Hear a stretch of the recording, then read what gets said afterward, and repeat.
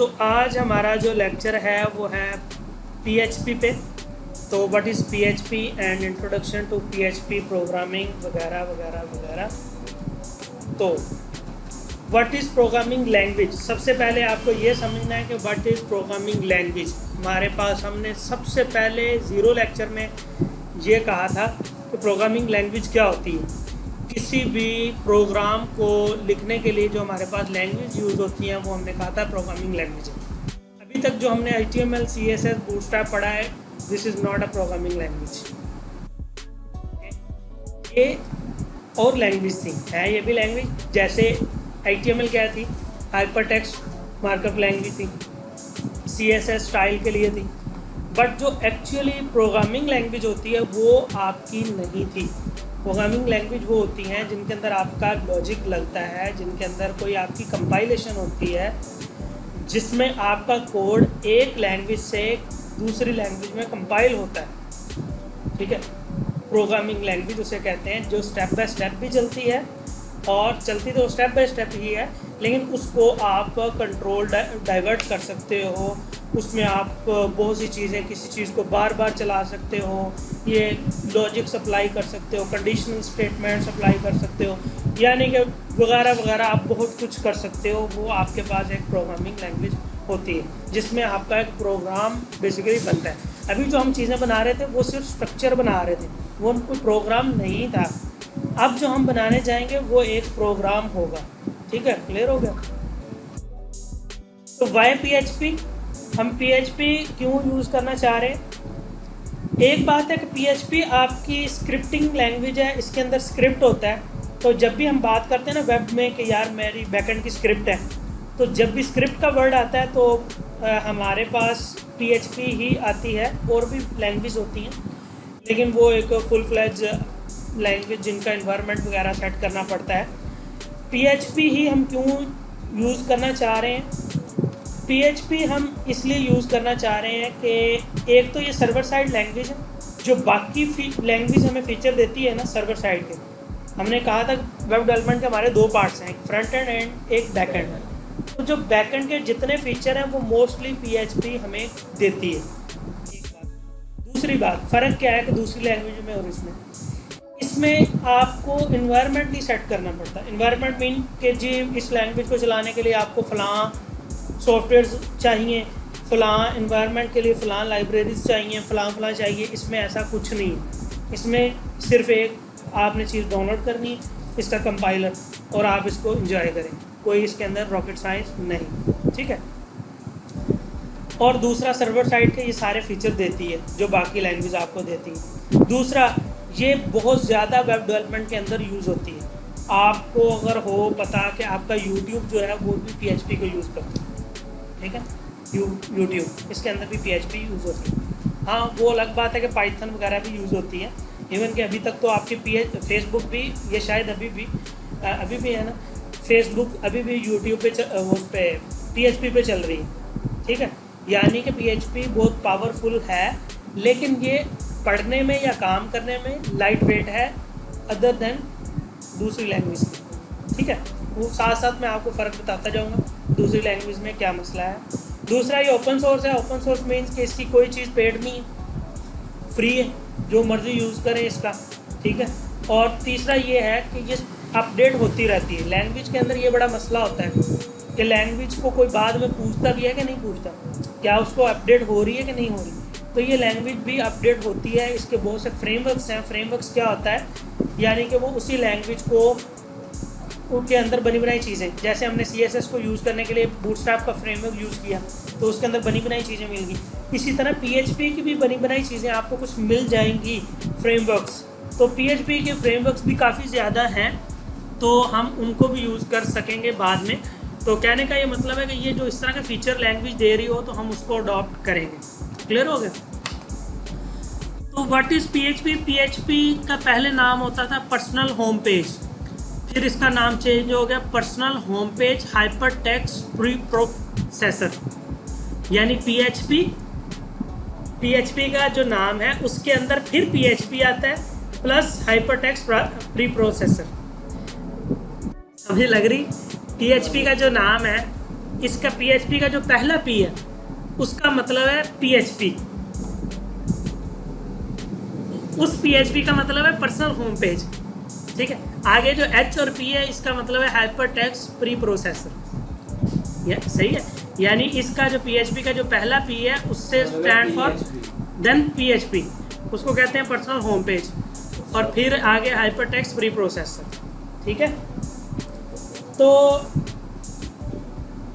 It's origin as a server side scripting language mean कि ये purely server side language है, इसके अंदर क्लाइंट साइड की कोई प्रोग्रामिंग नहीं।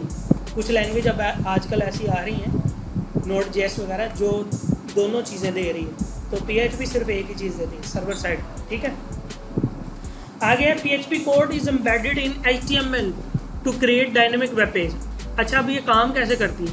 जो आपका HTML का पेज होता है ना, उसी के अंदर आप PHP का कोड एम्बेड करते हो, यानी कि उसी के अंदर आप जहाँ जहाँ ज़रूरत होती है आप PHP का कोड लिख देते हैं। ये सारी चीज़ें आपको क्लियर होंगी, लेकिन अभी के लिए आपने ये चीज़ें सिर्फ समझते जाना, ठीक है।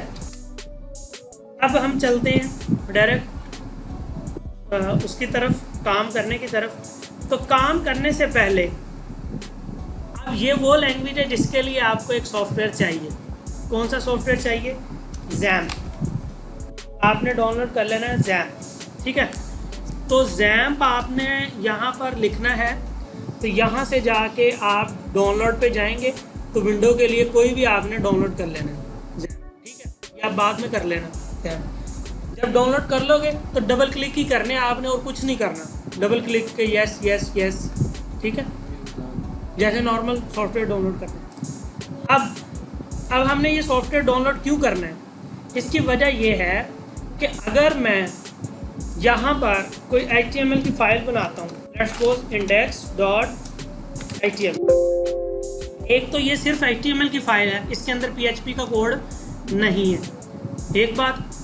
दूसरी बात ये है, आपने इस पे नहीं बात करनी कि PHP का कोड कैसे लिखते हैं, मैं सिर्फ आपको एक चीज़ दिखाना चाह रहा था।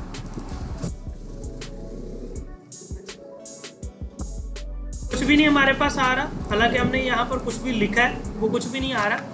अब अगर इसी को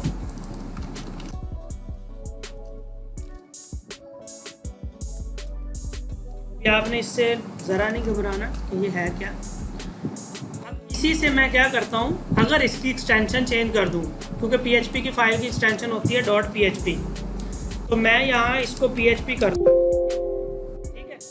ये इसका लोगो है, ये हाथी जो है ये PHP का, यस। ओपन विद, अगर मैं इसको ओपन कर दूँ, अभी इसको डायरेक्ट हम उसके अंदर क्रोम के अंदर नहीं कर सकते, सॉरी गूगल क्रोम के अंदर, लेकिन अगर हम फिर भी धोखे से कर दें, अगर इसको मैं ऐसे ही ले आता हूँ,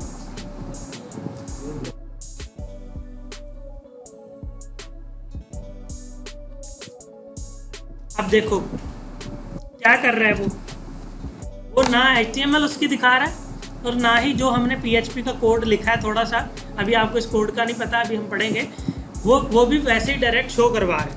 क्यों? क्योंकि PHP की फाइल जो होती है वो हमेशा कंपाइल होती है। PHP के अंदर जो भी कोड लिखा होता है वो PHP का जो ट्रांसलेटर होता है वो इसको ट्रांसलेट करता है, इसमें से HTML का रिज़ल्ट निकालता है, वो निकाल के ब्राउज़र को भेजता है। फॉर एग्ज़ाम्पल, जैसे मैंने इस फाइल को क्लिक किया ना, ठीक है, होना ये था, अगर एक्चुअल वर्किंग में इसका जो index.php इसने जाना था सर्वर पे, सर्वर, नॉट आपकी मशीन के किसी भी कोने पे नहीं, जैसे हम पहले कहीं भी HTML की फाइल बना लेते थे। नो, अब हम ऐसा नहीं कर सकते। हमें एक सर्वर मिलेगा अपने उस XAMPP फोल्डर के ज़रिए, हमने उस सर्वर के अंदर PHP की फ़ाइल क्रिएट करनी, ठीक है। अभी हम करेंगे उस सर्वर के अंदर, वो हमारा सर्वर होगा। वो सर्वर क्या करेगा, जब भी आप PHP की फ़ाइल को एक्सेस करेंगे, वो उस PHP की फ़ाइल को आपकी PHP का जो ट्रांसलेटर होगा उसके ज़रिए क्या करेगा, कंपाइल करेगा। कंपाइल मीन तो उसका तर्जमा, यानी कि उसको HTML में कन्वर्ट करेगा, ठीक है। अब उस PHP से क्या कन्वर्ट होगा, HTML। वो HTML कन्वर्ट होके वापस आपको रिस्पॉन्स बन के किसको मिलेगी, क्लाइंट को। तो क्लाइंट को क्या देखने को मिलेगा, सिर्फ HTML ही, बट वो HTML कौन सी होगी, PHP के जरिए कंपाइल हुई होगी। क्लियर हो गया? अभी हम इसकी प्रैक्टिकली भी काम करते हैं तो आपको और समझ लग जाएगी।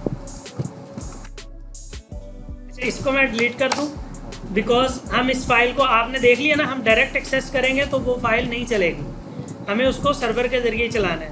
तो सर्वर के ज़रिए चलाने के लिए क्या करना है, आपने अपने सी फोल्डर के अंदर जाना है। यहाँ पर स्ट्रक्चर समझो हमला, सी के अंदर जाना है, जो हमने सॉफ्टवेयर इंस्टॉल किया था वो आप कहीं पर भी इंस्टॉल करते हैं, बाय डिफ़ॉल्ट वो सी के अंदर डायरेक्ट इंस्टॉल हो जाता है। तो ये सी के अंदर डायरेक्ट आ गया। ये सॉफ्टवेयर है लंबा चौड़ा, इसके अंदर सर्वर की भी स्क्रिप्ट पड़ी है, मतलब कि सर्वर कैसे बनेगा आपका लैपटॉप, ठीक है, वो जो हम लाइव सर्वर बनाते थे VS कोड के अंदर, तो आपका लैपटॉप सर्वर कैसे बनेगा, आपकी वेबसाइट वहाँ पर होस्ट कैसे होगी, और PHP कैसे उसको ट्रांसलेट करेगी, ये सारा कुछ इसके अंदर मौजूद है XAMPP के अंदर। हमें क्या करना है, हमें इसके htdocs फोल्डर के अंदर जाना है। किस फोल्डर के अंदर? पहले हम XAMPP के अंदर गए, फिर हमें जाना है htdocs के अंदर। ये आपका वो मेन जगह है जहां पर आपके सारे प्रोजेक्ट, सारी फाइल या जो भी आपने चलाना है वो आपका एज अ होस्ट आप उसको यूज़ कर सकते हैं। क्लियर हो गया? इन अदर वर्ड्स, जब भी मैं अपने क्रोम के अंदर लिखूंगा ना लोकल होस्ट, बिकॉज हम कोई होस्ट तो हमने ख़रीदी नहीं है तो हम लोकल होस्ट यूज़ करने लगे। जब भी मैं लिखूंगा लोकल होस्ट, इसका मतलब है कि आप htdocs फोल्डर के अंदर आ चुके हैं। इस फोल्डर के अंदर आ चुके हैं htdocs। अब यहाँ पर आके आपने करना है, या तो आप उस फाइल का नाम लिखेंगे जो भी आपकी फ़ाइल है, ठीक है, या आप जिस फोल्डर के अंदर वो फाइल पड़ी है, लेट्स सपोज आपकी फाइल पड़ी है hostel ms फोल्डर के अंदर login.php, या आप ऐसे करेंगे या आप डायरेक्ट उस फाइल का नाम देंगे अगर वो फाइल मेन पे पड़ी है। मेन से मुराद क्या है कि अब ये जो फाइल पड़ी है index.php, ये htdocs फोल्डर के अंदर डायरेक्ट पड़ी है ना, तो इस फाइल को मैं डायरेक्ट लॉगिन क्या नाम था इसका, index.php में एक्सेस कर सकता हूँ, वैलिड है, मैं ऐसा कर सकता हूँ। अब अगर मेरे किसी फोल्डर के अंदर पड़ी है जैसे इसके अंदर, फिर मुझे इस फोल्डर के अंदर जाकर उस फाइल का नाम बताना है कहाँ पे पड़ी है। क्लियर हो गया? बात समझ आ गई?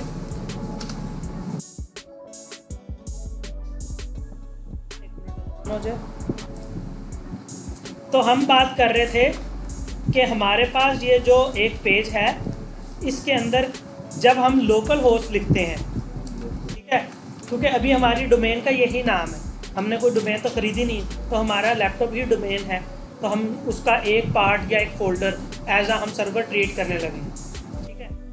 तो लोकल होस्ट के अंदर वो डोर क्लोज कर, लोकल होस्ट मैंने लिखा। जब मैं ये लिखता हूँ तो इसका मतलब मैं कहाँ पर पहुँच गया, मैं पहुँच गया htdocs के अंदर। इसका मतलब हाइपरटेक्स्ट डॉक्यूमेंट्स, तो मैं htdocs के अंदर पहुँच गया, ठीक है। अब यहाँ पर आप डायरेक्ट भी फाइल क्रिएट कर सकते हैं, आपके ये इतने सारे फोल्डर नहीं होंगे क्योंकि ये मेरे सारे प्रोजेक्ट हैं, तो आपके सिर्फ ये 4-5 फाइलें ही होंगी ज़्यादा से ज़्यादा, खाली होगा बस। अब आप इस पर डायरेक्ट फाइल भी क्रिएट कर सकते हैं और कोई फ़ोल्डर क्रिएट करके भी। तो बेस्ट प्रैक्टिस ये होती है कि आप फ़ोल्डर क्रिएट कर लें, क्योंकि अज्यूम हो जाता है कि ये मेरा फ़ोल्डर एक प्रोजेक्ट है। तो जैसे मैंने कहा कि ARYSYS वेब, ठीक है, अलरेहान वेब यहाँ आ गया। अब यहाँ पर मुझे एक फ़ाइल बनानी है PHP की, तो जब भी हम बात करेंगे PHP की तो हमारी क्या होनी चाहिए, एक्सटेंशन PHP होनी चाहिए। अब यहाँ पर मैं जाता हूँ, इसको कहता हूँ ARSYS वेब। अब यहाँ पर दो तरीके हैं, एक तो मैं इसको कहूँ कि index.php, ये भी वैलिड है, ये वो फाइल आ जाएगी। अगर ना फाइल मिलती तो इसने कहना था फाइल नॉट फाउंड वगैरह वगैरह। दूसरा तरीका ये है कि मैं इधर फाइल का नाम ना दूँ। अच्छा, ये फीचर कैसे है? बाय डिफ़ॉल्ट जब हमने फायरबेस पे डाटा अपलोड किया था फाइल्स का, तो मैंने कहा था ना कि बाय डिफ़ॉल्ट हमारी जो मेन फाइल होती है उसका नाम होता है इंडेक्स। तो जब भी हम कोई फाइल लिखते हैं ना इंडेक्स, तो वो उसको खुद ही ढूंढ लेता है अगर वो मिल जाए। अगर मैं यहाँ पर कुछ ना लिखूँ ना, तो बाय डिफ़ॉल्ट index.php या index.html या इंडेक्स से नाम से जो भी फाइल होगी ना उसको पकड़ के डिस्प्ले करवा देगा। ठीक है, अगर इसके अलावा कोई नाम हो फाइल का तो वो हमें फिर देना ही पड़ेगा, login.php जैसा। अब मैं दूंगा फाइल नॉट फाउंड, तो मुझे क्या करना है, login.php। अच्छा, ये हमारी PHP फाइल बनाने का तरीका क्या है। Okay, problem resolve. ठीक है, अब हम चलते हैं, इसको एडिट करते हैं। मैं अभी index.php को ही करता हूँ, इसको मैं रिमूव कर देता हूँ। इस फाइल को मैं खोल लेता हूँ इसके अंदर, VS कोड के अंदर। अब यहाँ पर मैं क्रिएट करता हूँ HTML का स्ट्रक्चर। ठीक है, अब इसके अंदर मैं लिखता हूँ P के अंदर लिखता हूँ मैं कोई भी टेक्स्ट। ठीक है, सेव कर दिया। अब यहाँ पर जाकर मैं इसको रिफ्रेश करता हूँ, रिजल्ट आ रहा है। पहले नहीं आ रहा था ना जब हम डायरेक्टली उसको कॉल करते थे। अब यही फाइल अगर मैं डायरेक्टली कॉल करूँ, कहाँ पे, ये यहाँ पे पड़ी है ना, इस फोल्डर के अंदर। तो इस फोल्डर के अंदर जाके इसको मैं बोलूँ, क्या नाम है मेरा, index.php। जी,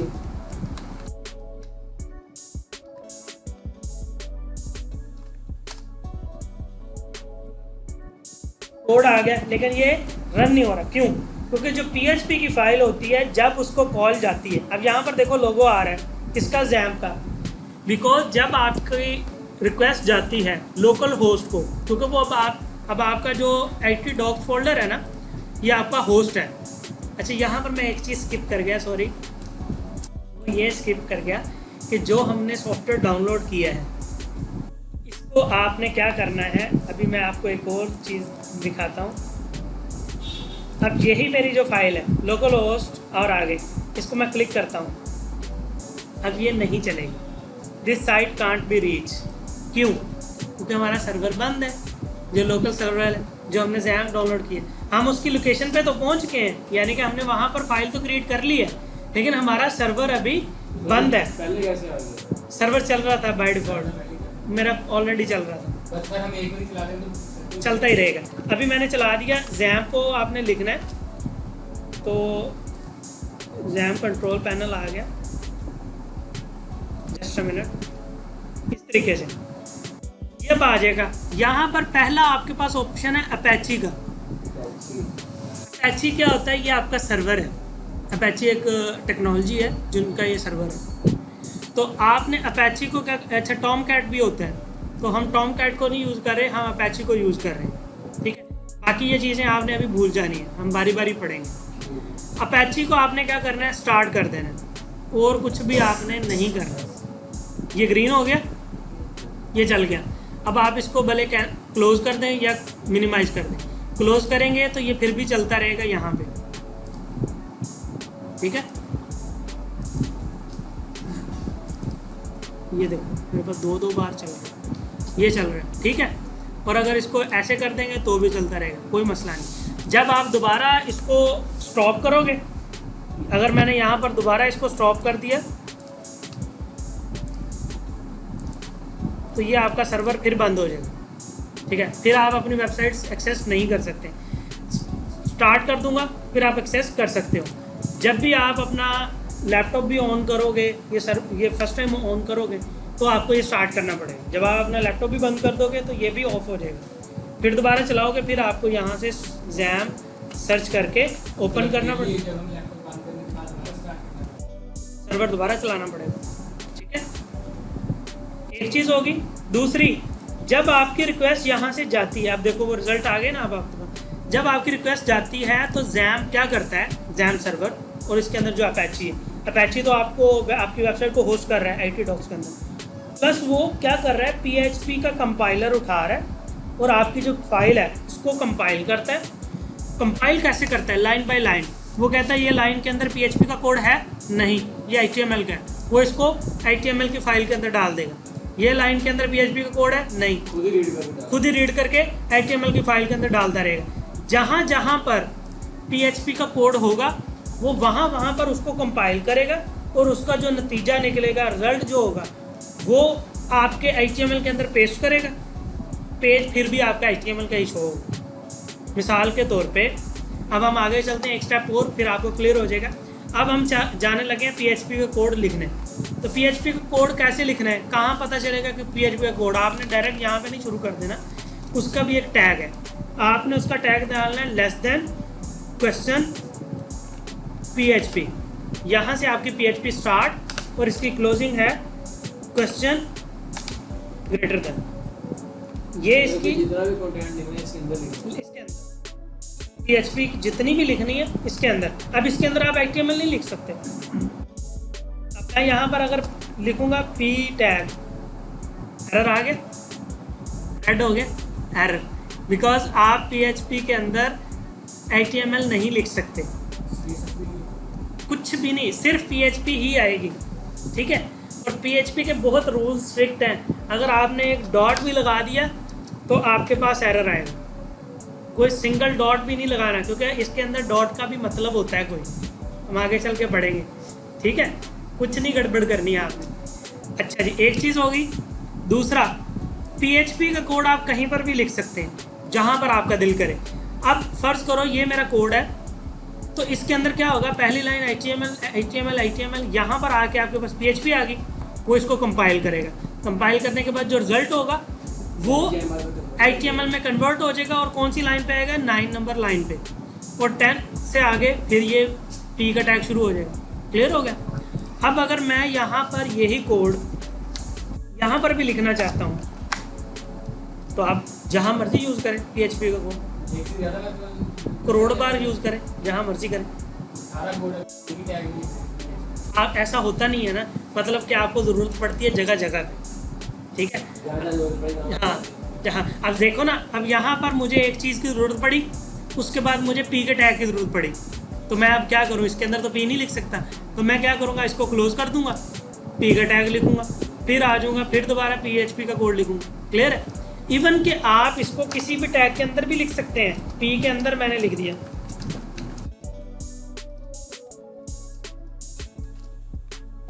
ठीक है, वैलिड। अब आपको यहाँ पर देखो रिजल्ट में कोई फ़र्क है या PHP के ऊपर टैग नज़र आ रहे हैं? नथिंग। यहाँ पर अगर इसको मैं इंस्पेक्ट करके देखूँ बॉडी के अंदर, कहीं भी मुझे वो टैग नज़र आ रहे हैं? नहीं, क्योंकि वो सर्वर के अंदर ही रहेंगे, वो कंपाइल होकर उनका रिजल्ट आ जाएगा। क्लियर हो गया यहाँ तक? तो आगे चलते हैं, हम आउटपुट हमने देख ली। अब हमने देखना है PHP के अंदर आउटपुट कैसे लेके आते हैं। कोई चीज़ प्रिंट करवानी हो, प्रिंट मीन के डिस्प्ले करवानी हो कोई चीज़, तो मैं ये PHP के ये वाले टैग्स हटा देता हूँ। अच्छा, यहाँ पर स्ट्रक्चर को फॉलो करना है आपने। स्ट्रक्चर मीन दैट, अब मैं PHP में से let's suppose hello world print करवाने लगा, तो वो हेलो वर्ल्ड P के टैग का हिस्सा है या H1 का, वो आपने पहले जज कर लेना है। जैसे अब मैं चाहता हूँ H1 है, इसके अंदर हेडिंग 1 लिखा हो, लेकिन वो PHP के ज़रिए हो, तो मुझे H1 के टैग के अंदर जाना है, वहाँ पर जाके PHP का कोड लिखना है, और मैं अब यहाँ पर हेडिंग 1 लिखूँगा जो भी लिखनी। तो हेडिंग 1 कैसे लिखनी है, डायरेक्ट आप नहीं लिख सकते, आपको एक कीवर्ड यूज़ करना है, इको। क्या यूज़ करना है? इको एक कीवर्ड है जो कि आपसे वैल्यू लेता है कोई भी प्रिंट करवाने के लिए। ठीक है, अब वो वैल्यू आपने किसमें देनी है? डबल कोटेशन में। किसमें देनी है? Double quotation. अब देखो, अब एरर नहीं, आगे एरर आ रहा था, है ना? जैसे मैंने डबल कोटेशन लगाई तो आपका क्या हो गया? खत्म। मैं इधर लिख सकता हूँ हेलो वर्ल्ड। ओके, एक ये बात। दूसरी एक बात, जब भी PHP के अंदर आपकी एक स्टेटमेंट होगी, एक स्टेटमेंट मीन कि आपने एक लाइन लिखी कोड की, एक लाइन मीन कि आपने एक सेंटेंस कंप्लीट किया, एक ऑर्डर कंप्लीट किया, एक इंस्ट्रक्शन कंप्लीट की, समझ रहे हो? उसे हम स्टेटमेंट कहते हैं लैंग्वेज में। अभी मैं आपको समझा रहा हूँ कि एक इंस्ट्रक्शन जो होती है, नॉर्मल ज़ुबान में हम इंस्ट्रक्शन कहते हैं, कोडिंग में हम उसको कहते हैं स्टेटमेंट। तो जब आपकी एक स्टेटमेंट होगी, उसके बाद आपने सेमी कॉलन लगाना, वरना नेक्स्ट लाइन पे एरर आएगा। इको भी नया लगाना। अगर वो इको अगर आपको ज़रूरत है तो आपने नया लगाना है इको। अभी आपने समझना क्या है। जैसे समझो ये हेलो वर्ल्ड की एक स्टेटमेंट होती है। अब आपने नई स्टेटमेंट बनानी है तो आपने नया इको लगाओ।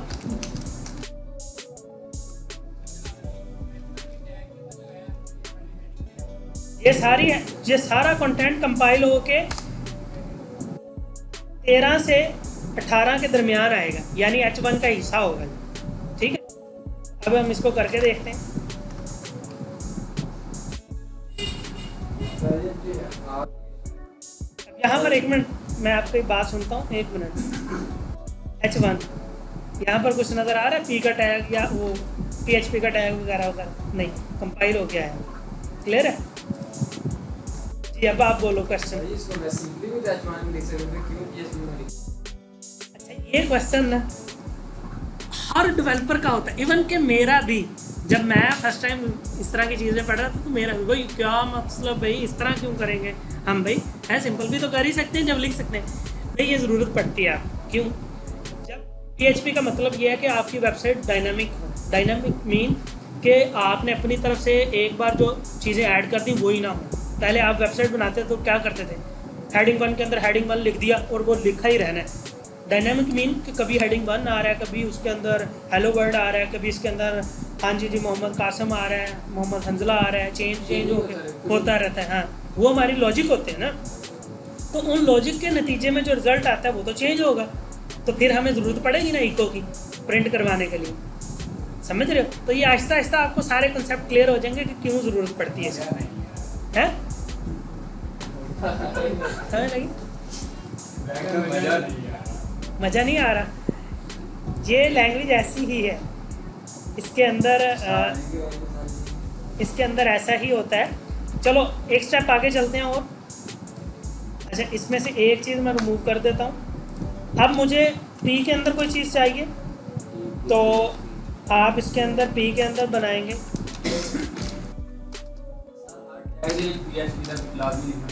नो, ऊपर वाले में तो कुछ नहीं लिखे, जितने चाहिए जितने ज़रूरत है। अब इसके अंदर मैंने इको के अंदर कुछ भी लिख सकता हूँ, माई पैराग्राफ। ओके, अब स्माइल कॉलम देख रहे हो, हर लाइन के बाद लाजमी आना चाहिए। अगर मैं यहाँ पर एक न्यू लाइन स्टार्ट करता हूँ और इसको मैंने लिख दिया ऐसे और पीछे वाली का मैंने रिमूव कर दिया, एरर आ गया। भाई आप कैसे अगली लाइन पे जा सकते हो? स्माइल कॉलम दो, मेरी स्टेटमेंट को बंद करो। ठीक है, क्लियर हो गया? अच्छा, यहाँ पर आपके पास माई पैराग्राफ आ गया। क्लियर हो गया? तो ये तो था आपको समझाने के लिए मैं बता रहा था कि भाई आपने उस टैग के अंदर ही जाके लिखना है जिसके अंदर आपको काम है। लेकिन हम जो लर्निंग जो करेंगे उसके अंदर हम ये HTML का कोड नहीं लिखेंगे, बिकॉज आपको पता ही है कि हम HTML का कोड डायरेक्ट नहीं लिख सकते। डायरेक्ट मीन दैट कि आप यहाँ पर डायरेक्ट समथिंग नहीं लिख सकते, आपको बताना ही पड़ेगा कि वो P के अंदर आएगा, H1 के अंदर आएगा, या क्या उसका स्ट्रक्चर है। लेकिन लर्निंग के लिए मैं इसका स्ट्रक्चर बंद कर रहा हूँ, बिकॉज हम ऐसे स्ट्रक्चर ही बनाते रह जाएंगे फिर। तो मैं स्ट्रक्चर इसका नहीं बना रहा, हम डायरेक्ट PHP की कोडिंग की तरफ आएंगे।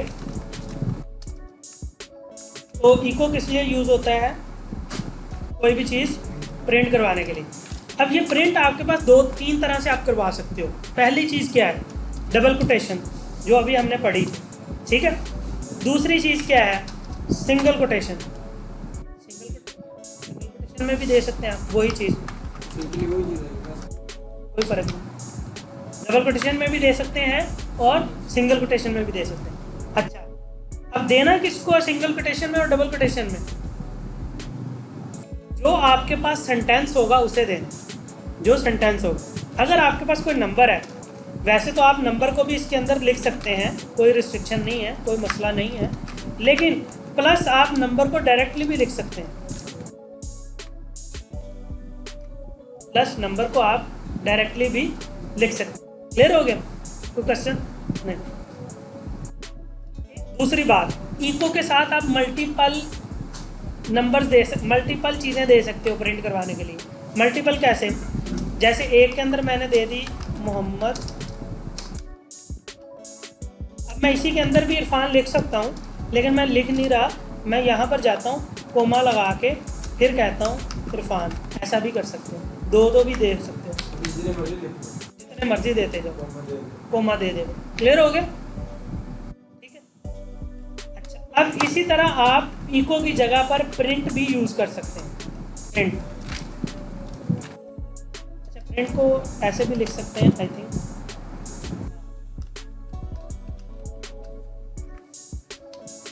ऐसे भी लिख सकते हैं। समझ लग रही? वर्किंग सेम है, working same, but working same है, थोड़ा सा डिफरेंट है। क्या चीज़ डिफरेंट? डिफरेंट ये है कि इको आपका दो चीज़ें अलाउ करता है, यानी कि दो से एक से ज़्यादा, यानी कि आप कोमा लगा के जाते जाओ। प्रिंट कहता है भाई कोमा नहीं लगाना, एक वक्त में एक ही। प्रैक्टिस करते रहे तो डेवलपर सारे इको ही यूज़ करते हैं, इंडस्ट्री में इको ही यूज़ होता है। लेकिन प्रिंट बस है तो फिर पढ़ाना तो है ना, पता तो हो आप। प्रिंट क्या लेता है? एक वर्ड लेता, यानी कि एक पैरामीटर लेता है, इसे कहते हैं पैरामीटर। एक सेकंड में लिख लो, एक, हाँ जितनी मर्जी लिख लो, ज़्यादा नहीं। कोमा लगा के आप नहीं चेंज कर सकते। और इको जो है वो कोमा लगा के कर सकते हैं। हाँ, मल्टीपल प्रिंट्स आप डाल सकते हो, जितने मर्जी डाल दो। ठीक है, क्लियर हो गया? आगे चलें।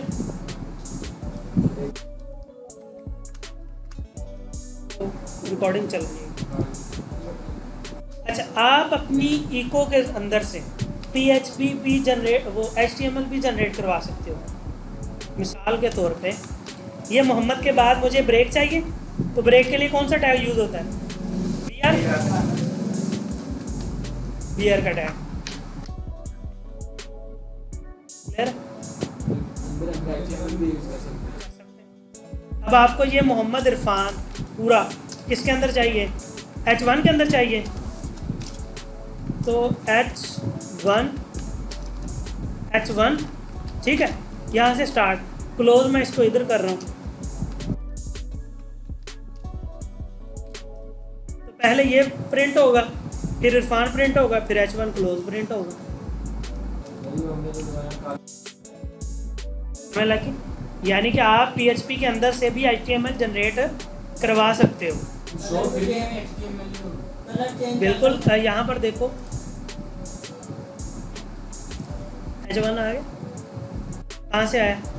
ये जो इसके अंदर लिखा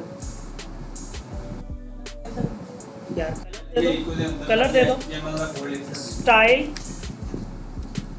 अब यहाँ पर देखो डबल कोटेशन बनाएंगे तो एरर दे रहा है, क्यों? क्योंकि वो कह रहा है भाई डबल कोटेशन तो इको के लिए यूज हो रहा है ना, है ना। अब आपको यहाँ पर सिंगल कोटेशन का समझ आई होगी, आप इसको सिंगल में कर लें, फिर इसको डबल में, सिंगल के अंदर डबल, जैसे मर्जी लिखें।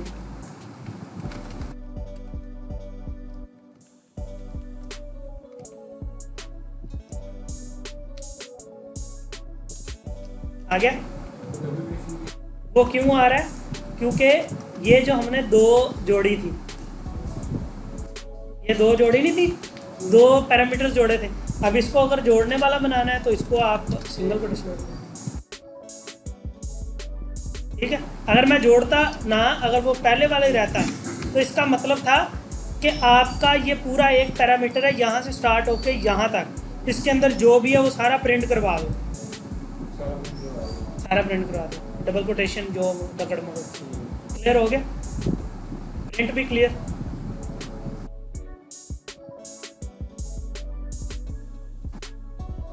स्टार्ट करते हैं हम अपनी PHP की सबसे, PHP क्या बल्कि जितनी भी लैंग्वेज होती हैं, जितनी भी लैंग्वेज हैं, उनकी सबसे पहली जो चीज़ होती है ना, वो पढ़ने जा रहे हैं। जैसे कि आप ये समझ लो कि ये पूरी बिल्डिंग बना रही है, तो इसकी पहली चीज़ क्या होगी? ईंट, पहली ईंट, है ना। वही चीज़ है इसके अंदर। पहली इकाई क्या है आपके पास? वेरिएबल्स। What is variable?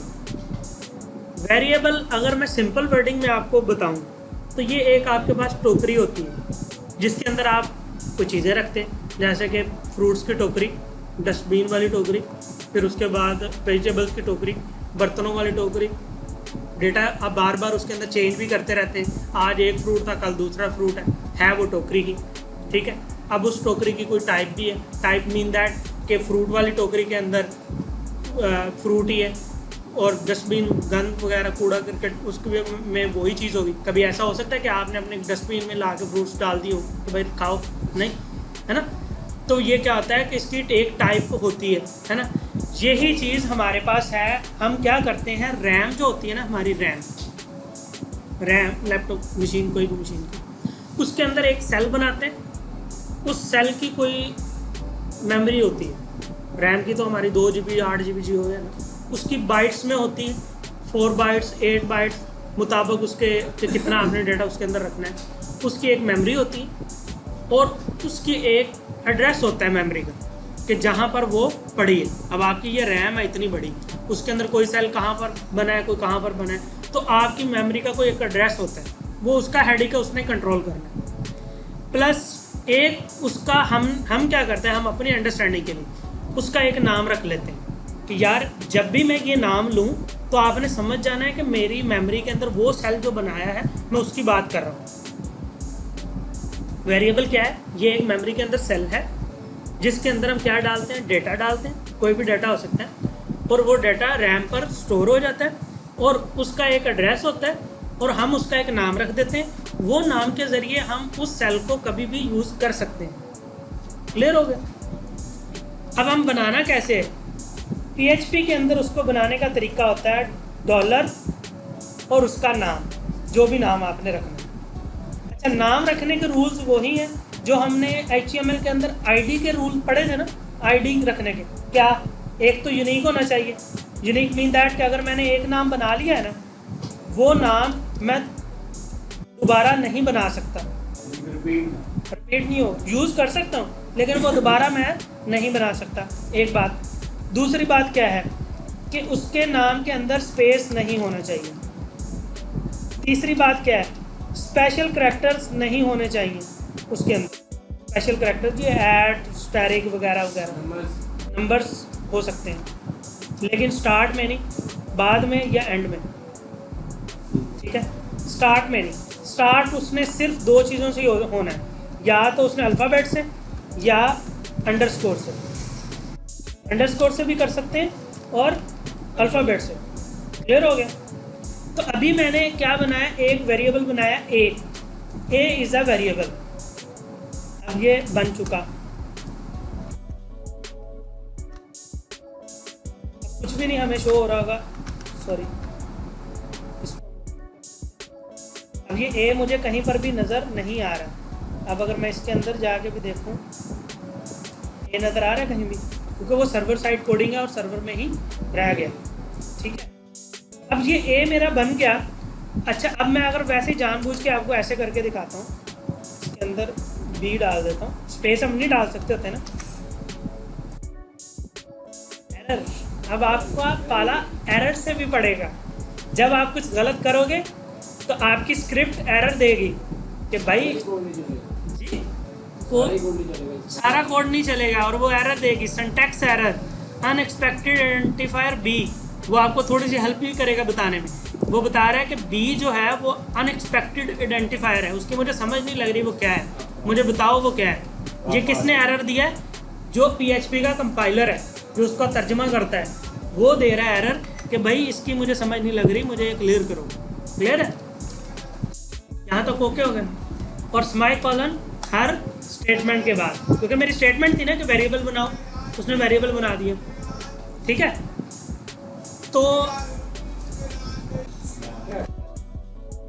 अब मेरा ए वेरिएबल बन चुका, लेकिन अभी के लिए ये ब्लैंक है। ब्लैंक मीन अनडिफाइंड है। अनडिफाइंड मीन दैट कि इसकी कोई वैल्यू नहीं है, इसको मैंने कोई वैल्यू दी नहीं, इसके अंदर कोई वैल्यू तो रखी नहीं। अब वैल्यू कैसे देते हैं, वैल्यू देने का ये तरीका है, एक तो ये है कि मैंने जब पहली लाइन में बना दिया, अगली लाइन में जाके वैल्यू दूँ, एक ये तरीका है। दूसरा ये तरीका है कि जहाँ पर मैंने बनाया वहीं पर वैल्यू दे दूँ। तो वैल्यू कैसे देनी है, वैल्यू देनी है हमने असाइनमेंट ऑपरेटर के ज़रिए। असाइनमेंट ऑपरेटर क्या होता है, ये इक्वल वाला साइन। अब इक्वल की राइट साइड पे जो भी हम लिखेंगे ना, वो वैल्यू मिल जाएगी किसको, ए को। अभी मैं दे रहा हूँ 10। अब ये 10 नंबर है, ये किसको मिल गया, ए को। ए की वैल्यू क्या होगी, 10 होगी। ठीक है, अब हम यहाँ पर जाके देखते हैं, कुछ भी नहीं नज़र आ रहा, बिकॉज अभी हमने ए तो बना लिया लेकिन ए को बैक टू द टॉपिक। अच्छा, ए को अब क्या मिल गया, 10 वैल्यू मिल गई, ठीक है। अब हम इस वैल्यू को प्रिंट करवाना चाहते हैं, तो प्रिंट करवाने के लिए हमने क्या करना है, सिंपल, हमने यहाँ पर इको करना है, इको को कहना है $a को प्रिंट कर दो, $a को, हाँ जी 10 आ गया। $a मीन कि अब आप $a के अंदर जो कुछ भी पड़ा है उसको आप प्रिंट कर दो। अगर आप डॉलर को ऊपर 10 दिया है तो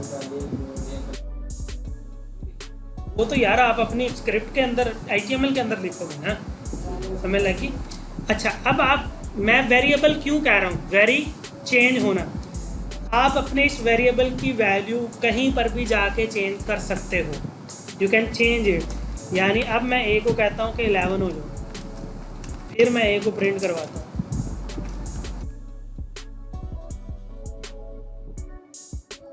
पहले 10 थी, फिर क्या होगी 11, पहले 10 वाली शो हुई, ये भी लाइन बाय लाइन ही चलती है PHP, पहले ये लाइन चली, फिर ये, फिर उसने उसकी ए की वैल्यू कितनी थी 10 प्रिंट करवा दी, फिर उसने ए को 11 दे दी असाइनमेंट ऑपरेटर के जरिए, इक्वल का मतलब होता है असाइनमेंट ऑपरेटर, फिर उसने इको किया, इसका मतलब है कि अब आप कर दो उसको दोबारा आउटपुट उसकी दिखा दो, बिल्कुल, क्योंकि पहले ये लाइन चलेगी तो 10 आएगा, फिर उसकी वैल्यू बदल जाएगी, फिर अगली लाइन चलेगी तो उसकी 11 वैल्यू शो होगी, समझ लगी वेरिएबल की, क्लियर हो गया। अब यहाँ पर एक कॉन्सेप्ट आता है कि वेरिएबल के अंदर हम डाटा कैसा कैसा रखवा सकते हैं। यहाँ पर अब आपने फीचर देखना है PHP का। हमारे पास PHP के अंदर जो डेटा यूज़ होता है, डेटा टाइप्स, वो फ्लोट होती है, इंटीजर होता है, स्ट्रिंग होता है, बूलियन होता है, इसके अलावा भी और टाइप्स हो सकती हैं। अब ये फ्लोट, इंटीजर, बूलियन वगैरह वगैरह क्या है, जब भी आप बात करते हो ना नंबर्स की, है ना, नंबर्स की, तो इसे हम कहते हैं इंटीजर। क्या कहते हैं, प्रोग्रामिंग, भले आप जावा सीखें, PHP सीखें, C# सीखें, जो मर्जी सीखें, ये डेटा टाइप्स यही रहती हैं। इंटीजर का मतलब होता है नंबर्स, याद रखना है, अब बार बार हम ये इसको यूज़ करेंगे तो आपके जहन में होना चाहिए, integer mean that numbers. Float किसे कहते हैं, फ्लोट मीन जहाँ पर पॉइंट आ जाए, फ्रैक्शंस आ जाए, फ्लोट, क्लियर हो गया। स्ट्रिंग मीन, स्ट्रिंग किसे कहते हैं, स्ट्रिंग मीन कि जो आपकी डबल कोटेशन या सिंगल कोटेशन के अंदर आए उसको कहते हैं स्ट्रिंग। जैसे ये मेरी क्या है, स्ट्रिंग है, ये सारी स्ट्रिंग है। अब उस स्ट्रिंग के अंदर भले आप नंबर डाल दो, नो इश्यू, अब ये नंबर नहीं है, डिस्प्ले तो नंबर ही होंगे लेकिन ये नंबर नहीं है, ये आपकी स्ट्रिंग है, ठीक हो गया, क्लियर हो गया। इसके बाद आपके पास होता है boolean. Boolean mean that true and false, true and false, clear हो गया। अच्छा, ये होगी डाटा टाइप्स, हमें लगी डाटा टाइप्स। अब PHP के अंदर क्या होता है, यहाँ पर देखो, मैंने इसको बताया कोई कि आपको मैं इंटीजर देने लगा हूँ, मैंने बताया नहीं, बताया ना। दूसरी जो लैंग्वेज होती हैं उनके अंदर आपको बताना पड़ता है। दूसरी लैंग्वेज जो होती हैं, जैसा कि अगर आप जावा पढ़ें तो जावा के अंदर आपको बताना पड़ता है कि इंट ले लो और उसका नाम ए रखो और उसको 10 दे दो, सही है, दूसरी लैंग्वेज के अंदर। बट PHP क्या करता है, PHP कहता है कि डायनामिक कन्वर्जन, यानी जो आप मुझे डाटा दोगे मैं उसकी वही डाटा टाइप रख दूंगा, खुद ही रखूंगा, आपका हेडिंग नहीं, सही है। तो इधर मैं स्ट्रिंग, यहाँ पर स्ट्रिंग भी लिख सकता हूँ,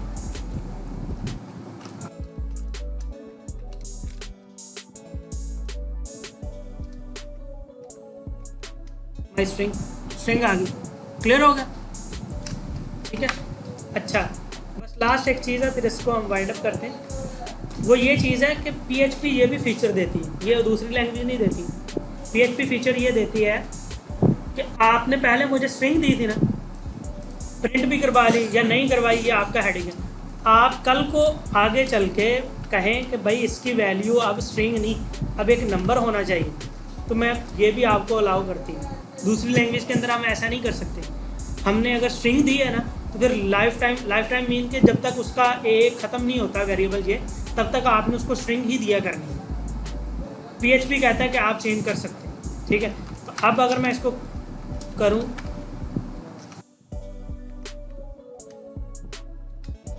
पहले माई स्ट्रिंग था, अब क्या आ गया 12 आ गया। क्लियर हो गया। वेरिएबल्स के अंदर कोई क्वेश्चन? वेरिएबल हर तरह ओके हो गया।